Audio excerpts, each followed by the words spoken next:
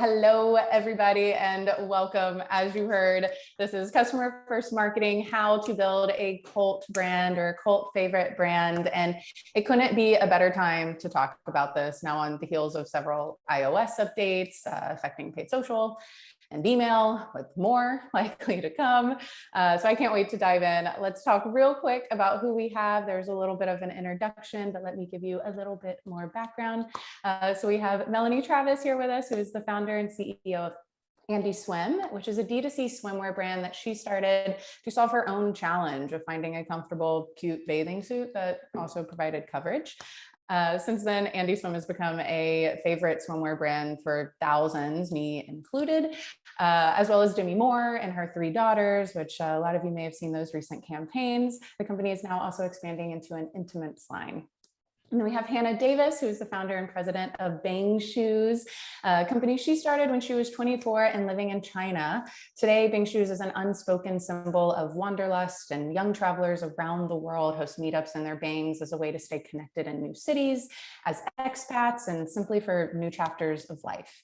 Bang Shoes was one of the very first companies to successfully launch an ambassador program, of which Hannah has personally onboarded thousands of women dedicated to inspiring others to explore more, take chances, and build community.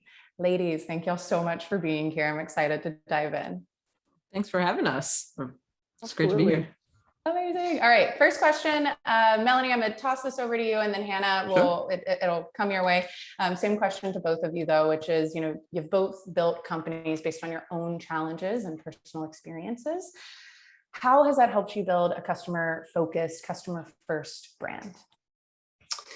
For me, starting from my personal sort of pain point with shopping for a swimsuit is it's sort of an extension of that to how we approach everything. So I think, typically a lot of fashion brands will have a designer who sort of like sits on a pedestal and dictates, this is going to be the trend, and this is going to be, this is what we're going to wear. And then everyone sort of goes out and makes that cool. And that's maybe totally fine. But what we do is basically the inverse of that. So, the very first swimsuits that we designed were 3 styles that I loved, that I wanted, that I didn't see in the market. It was entirely personal. And I figured if I want it, probably there are other women who do too. And that proved to be true. And we continue to approach product and design from that lens. So what are customers asking for? What do they want?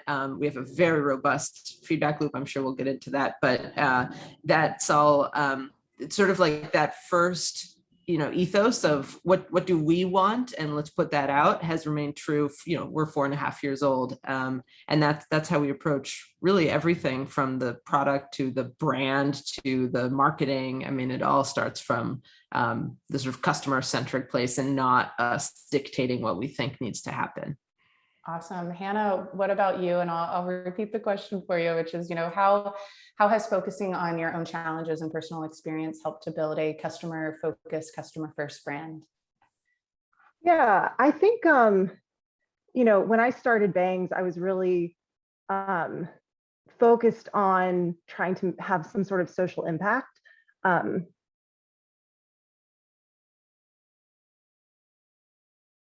Leaving us hanging.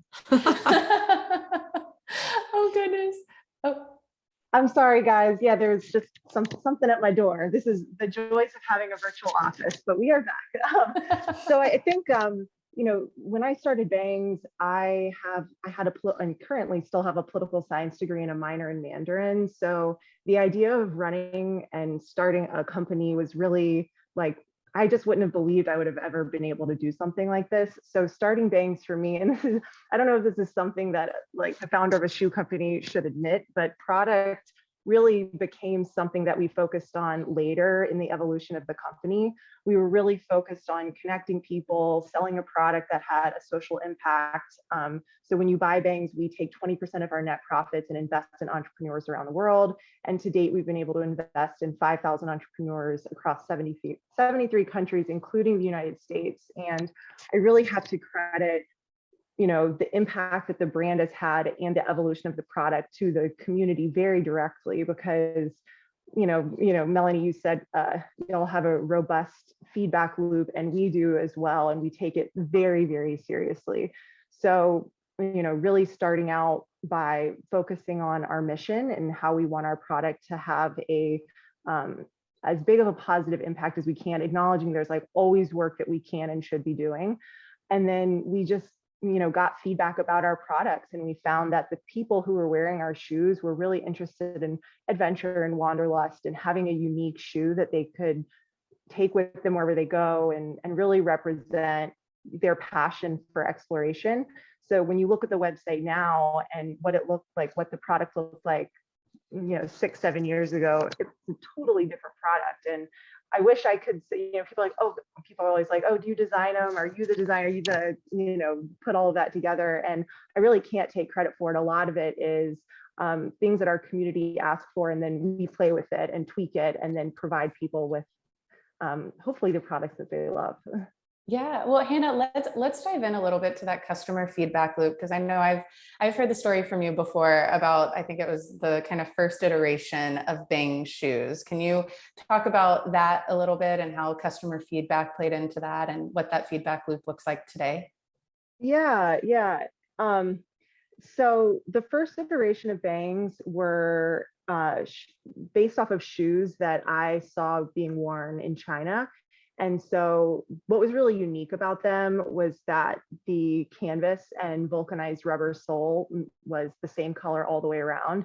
So when you think about a canvas shoe, like let's just use the big names, Vans, Converse, Keds, Superga, typically you think of a canvas that's, one color and then the sole's white. But on these shoes, they were this like army green color. So I thought that was really unique and cool. And so we took that monochromatic look and made it, brought it to a shoe that I thought would be worn by a Western audience. But the wild thing about, I guess, any sort of clothing, and I guess you could argue this for any sort of clothing, is that it really is like a work of art and there's science behind it. And so there was little tweaks that I would have never thought of that, a lot of women like their feet to look smaller and a lot of men want their feet to look bigger. I don't know why, it just is something that we've noted. And there's like little tweaks that you can do to your shoe, like moving the laces up or down like millimeters that give the appearance of either a bigger or a smaller foot. So there was little stuff like that. There were things like about the length of the laces or designs that we'd want to see on the shoes that have, we weren't able to do them all at once, but people will tell you what they want if you ask them. So we just always made sure to ask people what they want, and then we listen to them. That might be the most unique thing. We'll get into like tools and kind of exactly how that works here in a second. But before that, Melanie, the last time I think I saw you was in your office, very, very pre-pandemic, and you had a bunch of cards up that were notes from customers. And I remember you just being like, oh yeah, when they said that, like we did this. I imagine that is not the process anymore, but can you talk to me a little bit about what the early stages of that customer feedback loop was and some of the small changes you started making as a result? Yeah, and wow, memory lane. That was I think our very first. That must have been 3 or 4, maybe 4 years ago. It was a while back. That's awesome. I'm so happy you remember that. So I mean, maybe it looks a little different now. It doesn't, necessarily have handwritten cards from customers on every detail the way it was when we were a tiny little brand. But a version of that has remained today. We have definitely just sort of figured out how to scale that degree of customer feedback loop. And I mean, Hannah, what you said is exactly right. Like if you ask people what they want, they will tell you. And so we've maintained that as our focus and lens as we grow. And so today, there's everything from, we use a service called Gladly for customer support, and so we basically trigger keywords that go straight into different Slack channels. That's like product feedback, site feedback. So depending on what the customer is giving us feedback on, whether it's the swimsuit or the shopping experience or literally anything, we have a place where that lives. So then we can go through and look at that. We do surveys all the time to our customers. What do you like? What do you not like? After a woman has purchased a swimsuit, we'll email her after we know she has not made a return on that swimsuit to say, how are you enjoying it? what's working, what's not working so well. When we're thinking about new categories, I mean, we ask all the time. And then we have different places, tools, storage, servers, et cetera, to sort of keep, hold, and parse through all of the data that we get from customers. It's less letters, more so because like now, I mean, we use Airtable to then put everything, and if it relates to straps or, you know, cheeky coverage or full coverage, and then we implement the changes. And, you know, one example of that is if you go on our site, almost all of our suits, you have the option of cheeky coverage, sort of standard mid-range coverage. I'm talking about, you know, for your butt, sorry, or full coverage. And that came because, you know, we'd hear all these women saying, oh, it's too cheeky, it should be, we want fuller coverage. So then we made them fuller. Then we heard all these women saying, wait, we want cheeky coverage. And so we thought, you know what, we should just make it really customizable, and you can have cheeky, standard, or full, depending on your preferences. And now we've rolled that out. So that's sort of one example of how customer feedback leads directly to product changes. Yeah, I love that. Can you say the name of the tool that you said at the beginning, Glad Loop? Oh, so we use Gladly. It's like a lot of people use Zendesk or Customer. We happen to use Gladly, and then we use Airtable and Slack, and then we use Zapier. I'm going to mispronounce that, to fire triggers between the platforms. Perfect. And Gladly does the surveys too. I don't know if Gladly does the surveys. We use Airtable for surveys, but we have like keyword stuff in Gladly so that it can surface things quickly. Awesome. And Hannah, what does your kind of customer feedback tool set look like? What are you using? Just so I don't forget, Melanie, I think it's Zapier, because their slogan is it's Zapier makes you happier. Oh, that would make, and also there's Zaps, right? Not Zapes. Yeah. Code Hannah for 10%. Just kidding. Yeah, our feedback loop is not as sophisticated as Melanie's. I'm like taking notes as you're talking over here, but we do like Klaviyo flows that will ask, you know, send out surveys with SurveyMonkey, and we do a lot of like social media, like how do you, you know, just asking in a feed post, how do you feel about this, and people comment. And so we don't have really as much sophistication with storing and parsing through, but I think that that's okay, you know, for like newer sized or mid-sized or big brands, whoever. And then we do like Instagram polls, you know, like a lot of times I would think, oh, we have to put together this survey to do this thing and like put all this manpower behind it, but you really don't, like, you know, you can get a lot of information from a Instagram poll. So we do that a fair amount. Lots of social media, SurveyMonkey, Jotform, Klaviyo. Oh, and text messages. We do use that as well. Awesome. Perfect. And then for both of y'all, how do you prioritize which customer feedback to take? Is it truly just by volume? Is it by, you know, the lowest hanging fruit? Like, is there a methodology that either one of you use internally? And Melanie, I'll toss that over to you, and then Hannah to you. Yeah, sure. I mean, that's a great question. I think, so a key metric that we track at Andy is just returns. You know, returns are a part of, I don't know what it's like with footwear, but with swims, you know, returns are part of it. And I think it's because fit just is so important. There's nothing worse than an ill-fitting swimsuit. So it's just a natural part of it. So a lot of what we do is focused on decreasing returns. So if there's feedback that we think is going to like lead directly to that and improve that key metric that we track, then I mean, the example I gave before, cheeky, standard, full, sort of is exactly that, right? Like people were returning and often indicating because it was too cheeky or too full coverage. And so we knew that if we got that right, that would have a needle moving effect on our return rate. So that went to the top of the priority list. But you're right, it can be hard to like, you know, what is that expression? See the forest for the trees. And you might have a few people saying really loudly that they want, you know, like big graphic prints or something. But then if you look at the data, like most of the women come to Andy to buy a black swimsuit. So it's like, okay, well, maybe we're not going to prioritize making like, you know, SpongeBob-esque swimsuit. I mean, not that that's what they're requesting, but like, you know, something loud, because like the data tells us that that's probably not a high priority, and maybe we can get some more marginal customers, but it's not going to be needle moving. So it's a little bit of a gut check. little bit of looking at data, and a lot of looking at, okay, well, can we do this? Is it feasible? And do we think this will have a needle moving impact? Right. Hannah, what about you? Any way that you prioritize the customer feedback for product changes, site changes, process changes? Yeah, I mean, I think we try to listen. I mean, we do listen to everybody, which is both a good and a bad thing, because like Melanie said, some of the loudest people, most certainly, they don't always speak for the whole, right? And so I think there is a lot of just kind of feeling around, like seeing what people, is it showing up everywhere? Is like somebody who's like feeling something, who's communicating in an email, is it also showing up like people commenting on social media? So like, how powerful is this feeling? Or have people been asking for this product extension or for this slight change over a period of time?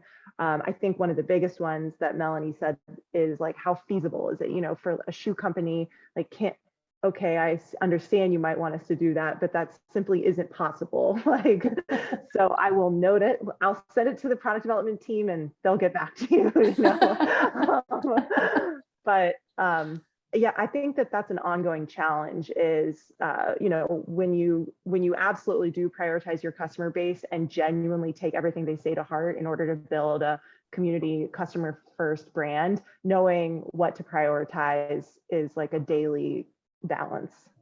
Perfect. Awesome. And I will say for everybody watching, I see the questions rolling in. Keep asking them. We will get to those in just a little bit. We have a couple more and then I'll hop over to everyone else's questions. So I will say most of the questions right now are focused around marketing for the two companies. So those are also my upcoming questions. Let's dive into those. As the privacy first web is rolling out, third-party cookies are being rolled back. Are there any big changes that either of you are making at your organizations to change how the company is marketing, or have your brands been affected? Hannah, let's start with you. Yes, we've absolutely been impacted by it. And we are trying to figure it out. I mean, that's like the first priority. I think the biggest system change for us is looking at the whole picture. You know, in previous years, you could be like, all right, this channel's doing this channel's doing this. And we're really having to take a holistic look at our end results. And, you know, it's like, it's crazy because we have all this technology and all this tracking available, but really, we're inching towards marketing like billboards, you know, the saying 50% of my marketing's working. I just don't know which half. So I don't know if that was helpful. It is helpful. Melanie, is it the same for you? What's happening over there?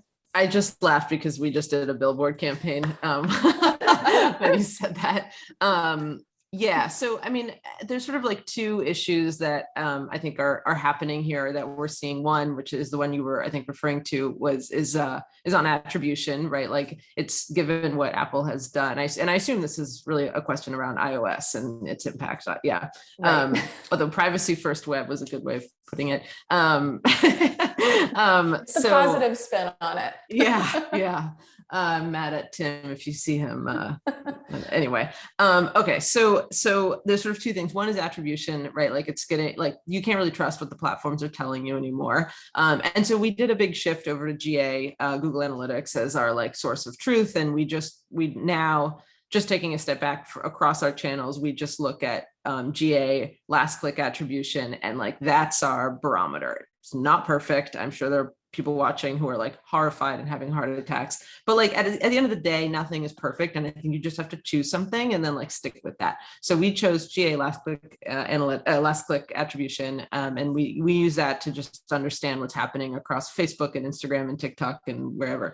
But the other problem, which frankly I'm more concerned about, is just that it's a lot harder to find your demographic anymore. It's a lot for like, you know, without cookies following you around the web, you have no idea if someone's in market for a swimsuit, if they're traveling this vacation, you know, this resort season. And so it's just making it a lot harder. And we're probably advertising to men now, and we only sell women's swimsuits. So, so that's like a more fundamental challenge that we're facing on the digital landscape. And so it's having an enormous impact on our marketing. I mean, we're moving tons of money from Facebook to other channels.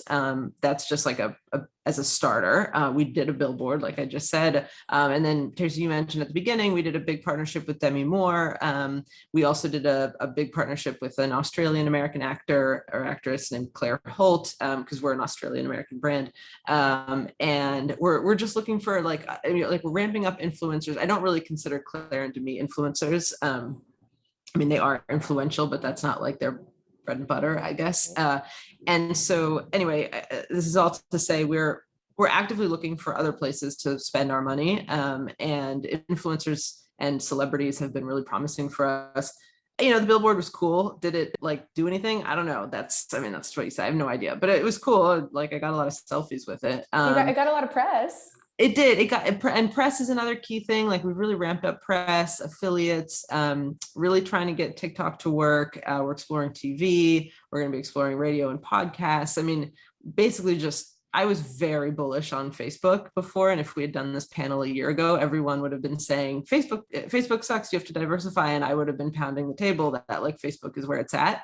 And now I'm like, whoops, time to find something else. Yeah. Well, Hannah, what about you and your marketing channel mix? Are you moving money out of Facebook? Are y'all looking at, TikTok, all of these different channels? How are you, kind of reaching out and trying to find those new customers? I know you have a really strong ambassador program as well, so that might be a big part of it.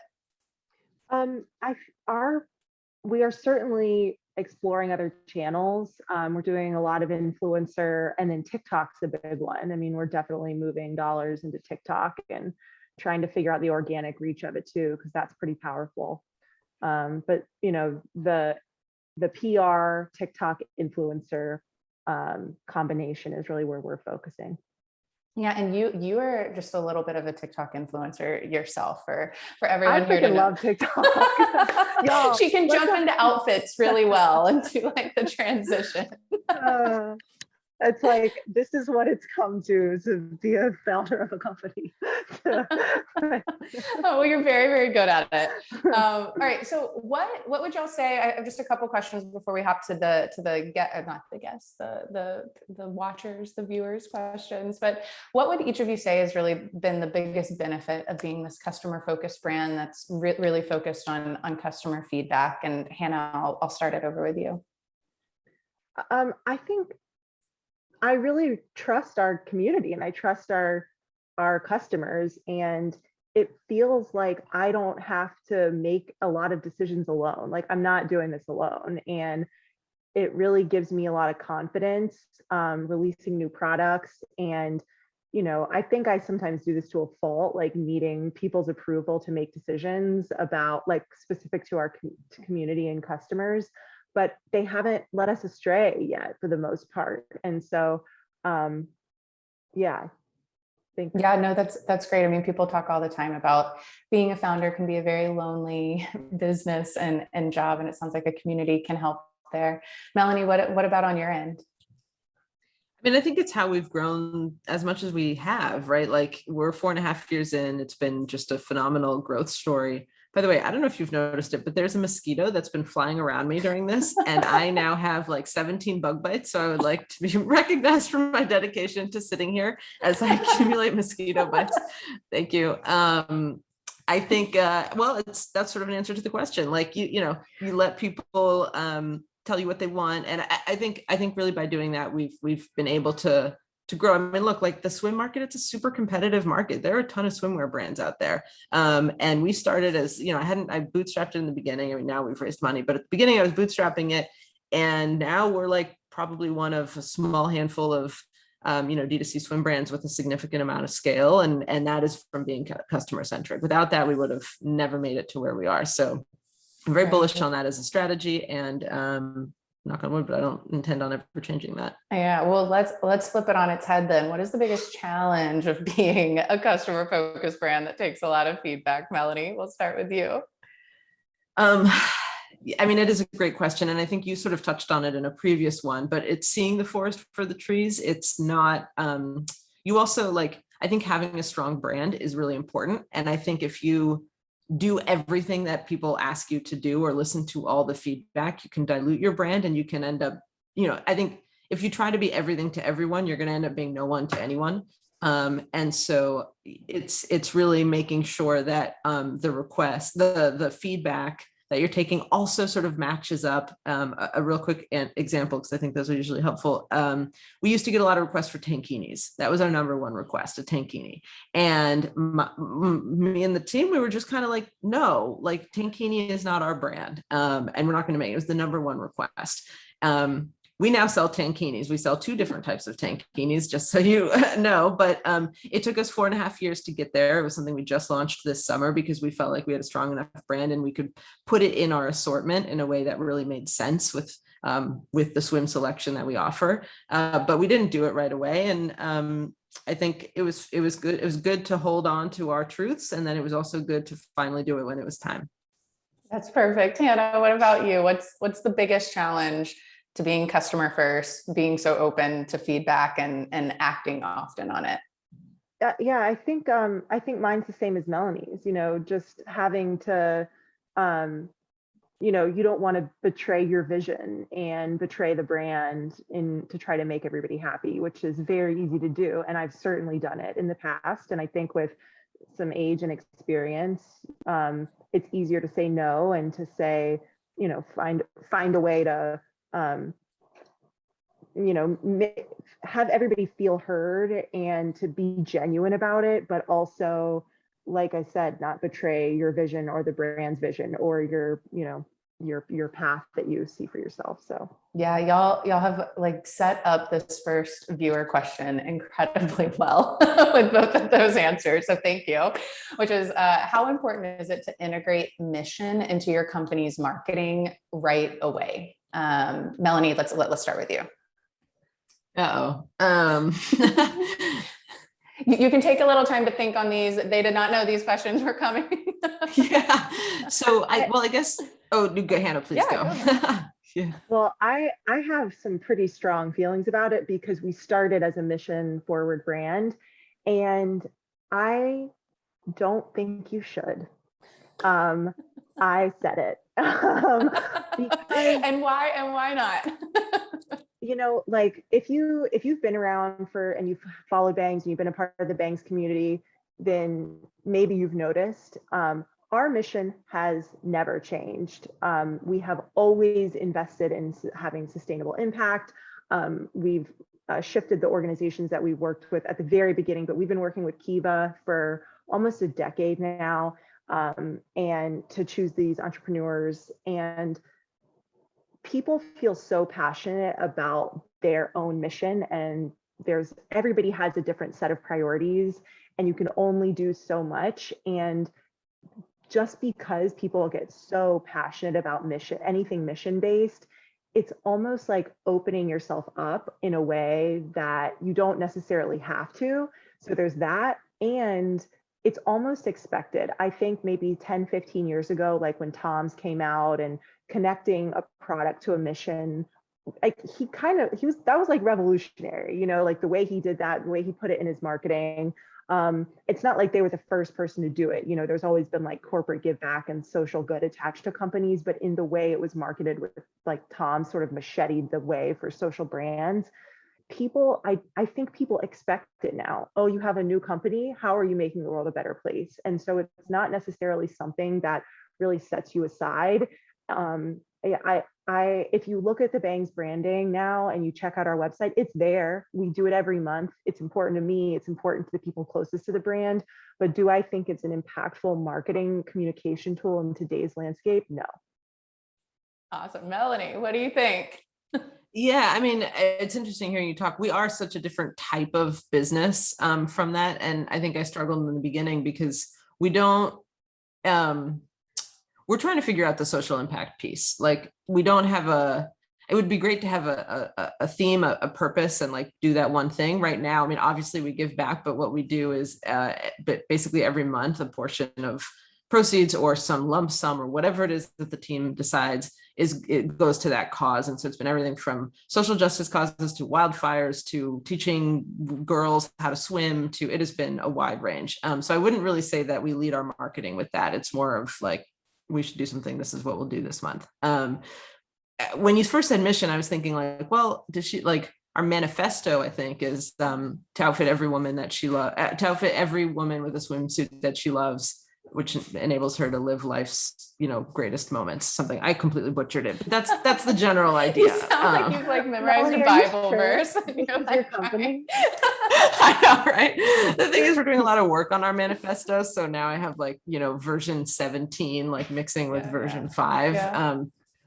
The punchline, I mean, the reason I started Andy is because, well, finding a swimsuit that I felt comfortable in. But I think a key insight that I had when I started Andy is that the key to a good swimsuit is just one that you feel good in. Because when you're wearing a swimsuit, typically you're at the beach, you're at the pool, you're having fun with your family, with your friends, with your husband, your wife, whatever. And you are supposed to be having a good time, and you're not supposed to be focused on digging and pulling and adjusting and all those things that women tend to do in swimsuits. And a swimsuit is a very vulnerable item, right? Like when a woman is wearing a swimsuit, it is the most naked she will ever be in public. It's a very vulnerable purchase. And I started Andy to help with that.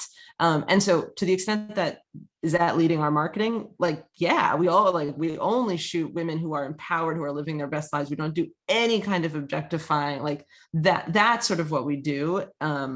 Just getting women in swimsuits that they'll love so that they can forget about them. And I'm not trying to sell the swimsuits, but I think like that is what's just sort of like so ingrained. I think it should come through without us even ever saying that. And the reason I couldn't even say the manifesto is because we don't ever say it, because it's just like ingrained in the brand. But it's a bit different than like a social mission type of thing. Right. Well, so in this next question, I think the two of y'all do this very differently, which is it starts for you, Melanie, which is there's been a ton of press about you, but you're not found on the Andy site. Why not have an about page? Is there a strategy for not having it? And then before we kind of dive into that, as y'all heard a little bit earlier, Hannah is a TikTok star, and she is often in things herself. And I wouldn't even say often. I think pretty much always. So want to just talk about the strategies there. Melanie, starting with you. Why isn't press on our website? Now I want to message the team. I mean, I don't know. I mean, we're very data driven, and we're very focused on conversion. And so press for me is less about brand and more about, I mean, I know it should be about brand, and it's very hard to measure conversion off of articles, but we do look at number of eyeballs, we look at impressions, we look at all those stats. And that's what basically our singular focus is when we, in our press strategy. And then it's like, okay, let's get those people to the website. And then everything on our site is fully optimized to conversion. Like, what is the best way to get a woman to add XYZ swimsuit to her cart and then to check out as efficiently as possible? And so in that process, we probably just sort of, you just didn't think about it. I just didn't think we should add that press to the site. No strategy, viewer who asked that question. There was no strategy there. Hannah, what about on your end? I mean, to a large part, you are the face of Bangs. Like I said at the very beginning, I know you've personally onboarded a lot of the ambassadors. You are the star on TikTok. It's not just you, but is there a strategy there? Yes. It's because it's the least expensive. It's a good strategy. That's truly it. I mean, I had to do some serious talking to myself in the mirror because we're still bootstrapped. We haven't taken any outside funding aside from my investor who's now runs the business with me. And we when TikTok or when Facebook and Instagram started getting almost too expensive about a year and a half ago, we saw the trends happening. We were like, we need to figure something else out. And there were lessons, we've been around for, almost, it'll be 9 years. October is our 9th birthday.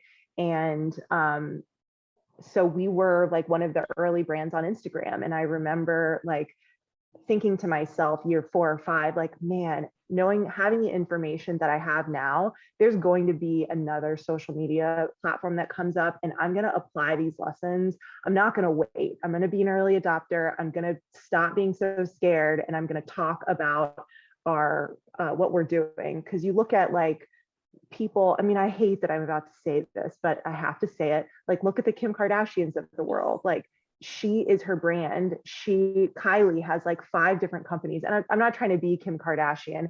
That's just like the mega example of having a platform where you actually build a real relationship with people, and the power that you can have, and you don't have to ask anybody else to communicate your brand story. And so there's a lot of fear with that. Like, your face is out there, like I'm 33, like, what am I doing on TikTok?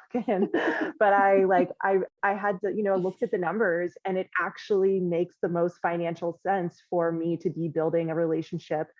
And I do love it, so I'm holding myself back to what made me like pause for the first little bit. But after you do it for a couple of months, and we've had some success, and people are really nice on TikTok for the most part. I mean, there's some people that are, people, but it's the strategy was there was no other option.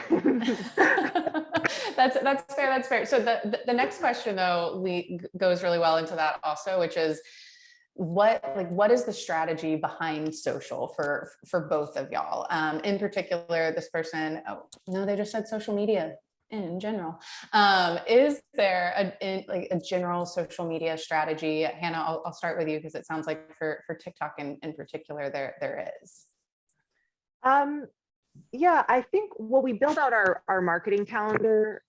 So our strategy is to like build relationships with our customers, talk about new products, get feedback. But really, a lot of the things that work on social media now, and the way customers consume, things just move so fast. So a lot of the strategy is like keep up, just like what's going on in the world. How do you communicate your brand story so you can go from platform to platform, and it's still very clearly the same message, the same visuals, but it can't be the same. It has to be a different language. It's the same brand, but it has to show. You can't put a Twitter post on a billboard, so like, how does that translate? So yeah, our strategy is to communicate in the same way, get people passionate about our shoes, and keep people engaged and coming back. Yeah. Do you have any tips on how you do that? Like, take that brand message and translate it for each of the different social channels? Anything in particular you've learned there? I study the channels. I mean, really, and translate to scroll aimlessly, black hole internet. Really, I mean, that's really, because you have to and like find examples of people that are doing it well, and break down the elements, and then put your spin on it. And it's going to be really bad for a couple times, and then figure out how to measure success on that platform. Awesome. Melanie, social media strategy for Andy, what does that look like? So there's sort of 2 columns. There's paid social and there's organic social, and we definitely don't lump them. And so our paid social strategy is highest ROAS, lowest CAC, just like A, B, C, D, E, F, test those, and they're very bottom funnel. We don't really spend money.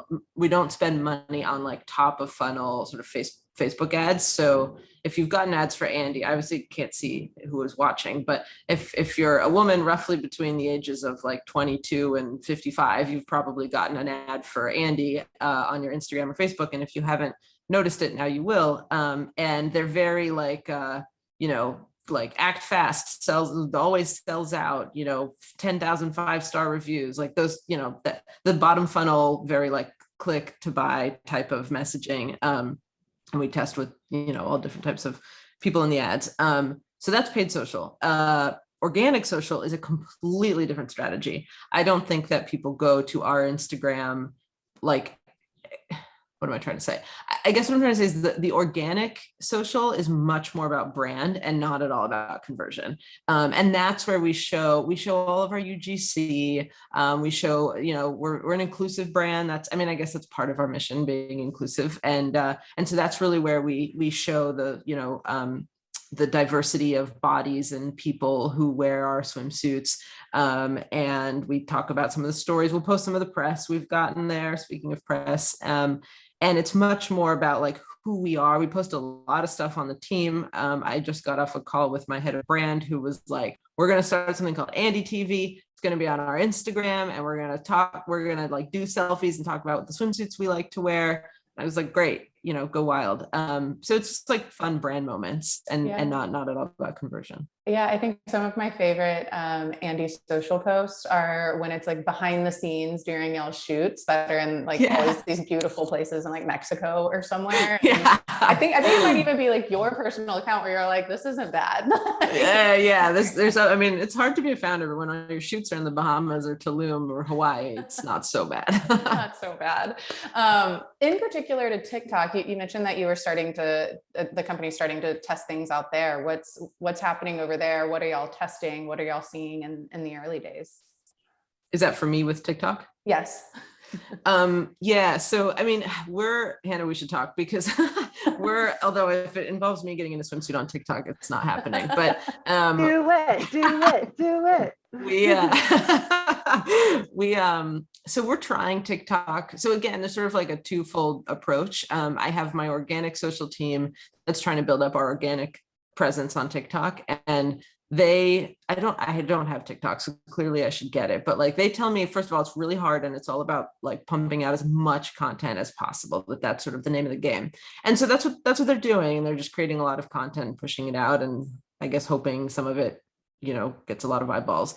And then there's the paid side, which I paid closer attention to. And we haven't figured it out. We're not spending a ton of money, but it's just the numbers aren't there. There's like no conversion for us from TikTok. It is possible. Andy is a brand. We worked with Demi Moore. We work with we're like elder millennial is sort of how we think about our person. And maybe the elder millennial is not so much on TikTok. So it could be just like a mismatch in demographics, but we're trying. I don't know if that answered the question. No, it does. It does. We've over at Marketer Hire, we've actually interviewed a bunch of D2C brands, and almost all of them so far have said that paid TikTok hasn't worked, but organic TikTok works wonderfully when you can figure it out. And Hannah, has that been your experience at all? Yeah, we have mixed results on TikTok, but it's hard to know just because of the iOS updates. Everybody's attribution model is questionable. And it's incredible what happens when you have a viral TikTok. It's immediate, and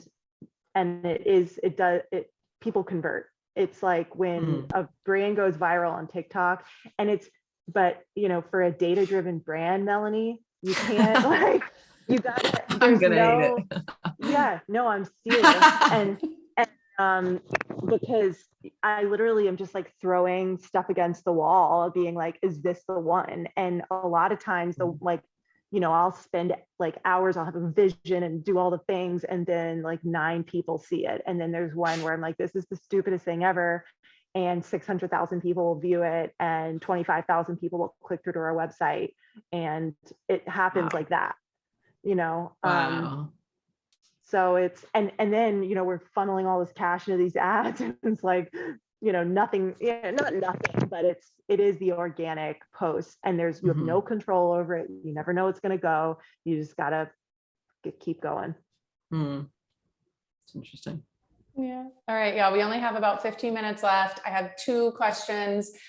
First one here, what advice would you give to other companies, to all of the viewers looking to become more customer-centric and to get more customer feedback and begin implementing that? Where might you suggest they focus first? Hannah, let's go with you first. I think integrating it into your marketing plan. If you had a social post, if you're really just getting started and you don't have the survey infrastructure set up, or maybe you don't have email flows set up, then really just making it a part of your weekly or monthly flow, asking people how they feel about a product, what would you improve. I think starting on social media would be a good place. And if you do have emails in place, putting them in your post order, attached to a time frame, X amount of time, and try to get feedback in that way. But I think there's lots of different ways to ask for feedback, and just making sure it shows up every month or every week or as much as possible. Awesome. Do you respond to like every person who sends feedback individually, or is there some kind of automation that lets them know that their feedback was received? How does that work? If it's a survey, there's just like a thank you page, a generic, like we've received your feedback. But if it's on social, we respond to every single comment. Wow. Everybody gets a reply. Even on TikTok with the 600,000 viewers? No, I can't do that one, Tracy. How could you bring that up? Like, that's a lot. I was just so smug about it. Everybody gets a reply, except for those. As many people as is humanly possible. Well, I just have to let that go. But that's literally like one video a month. You know, it's not like we're just like popping off viral every day. But like the ones where it's too much, you can only do, you know, what you can do. And if I see a trend, like, because I'm obsessive about it, I'm like, oh my gosh, what's happening? And if I see a question popping up a bunch, I'll just make a video to respond to it, and then people can go there. Awesome. All right, Melanie, same question to you. Where would you suggest people focus first to build out that customer-centric business and start getting that customer feedback in?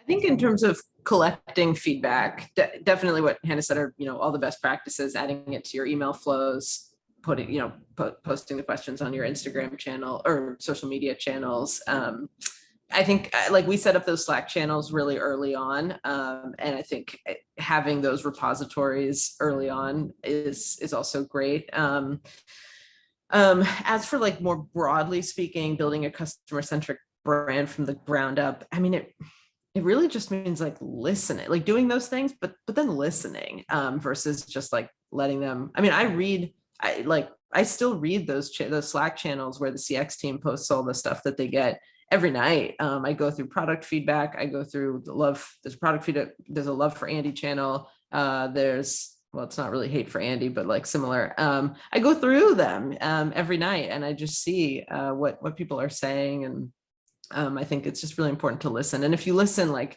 even if you're not taking explicit action, it will seep into your subconscious and you will start doing things about it. So start with listening.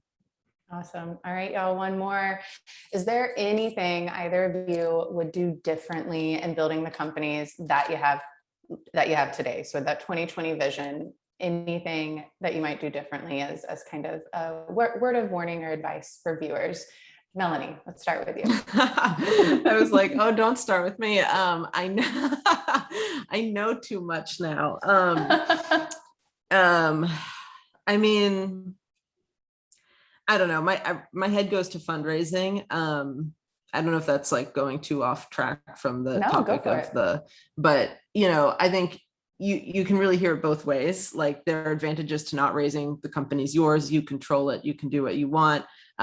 You can go at your pace. You can go in whatever direction you want. And then you also own 100%. So if you sell it, you know, presumably you make the most amount of money. So there's very compelling reasons not to raise, but there are very compelling reasons to raise. And this is a conversation I was literally having right before this with my wife, which is why it's just top of mind. But like, I kind of have been vacillating. We've raised $9 million. So not, you know, certainly not a ton of money, but not nothing either.